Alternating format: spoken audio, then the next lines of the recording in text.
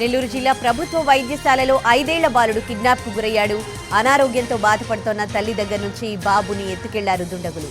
హాస్పిటల్లోనే ఉంటూ బాబును మచ్చిక చేసుకున్నారు వ్యక్తులు. బాలుడి తల్లి క్యాన్సర్తో బాధపడుతూ హాస్పిటల్లో చికిత్స తీసుకుంటోంది. అయితే బాలుడిని తమకిచ్చేయాలని మొదట తల్లిని కోరారు వారు.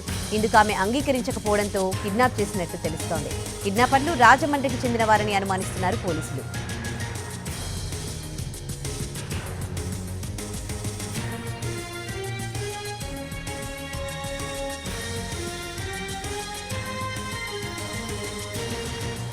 నెల్లూరు జిల్లా ప్రభుత్వ వైద్యశాలలో 5 ఏళ్ల బాలుడు కిడ్నాప్కు గురయ్యాడు. గత కొంతకాలంగా అనారోగ్యంతో బాధపడుతున్న బాలుడి తల్లి నుంచి బాబుని హాస్పిటల్లోనే ఎత్తుకెళ్లారు దుండగులు. హాస్పిటల్లో ఉంటూ బాబును మచ్చిక చేసుకున్నారు ఆ వ్యక్తులు. బాలుడి తల్లి క్యాన్సర్తో గత కొంతకాలంగా బాధపడుతూ హాస్పిటల్లో ట్రీట్మెంట్ తీసుకుంటోంది. అయితే బాలుడిని తమకిచ్చేయాలని వారు మొదట తల్లిని కోరినట్లుగా తెలుస్తోంది. ఇందుకు ఆమె అంగీకరించలేదు. దీంతో కిడ్నాప్ చేసినట్లు తెలుస్తోంది. కిడ్నాపర్లు రాజమండ్రికి చెందిన వారిగా పోలీసులు అనుమానిస్తున్నారు.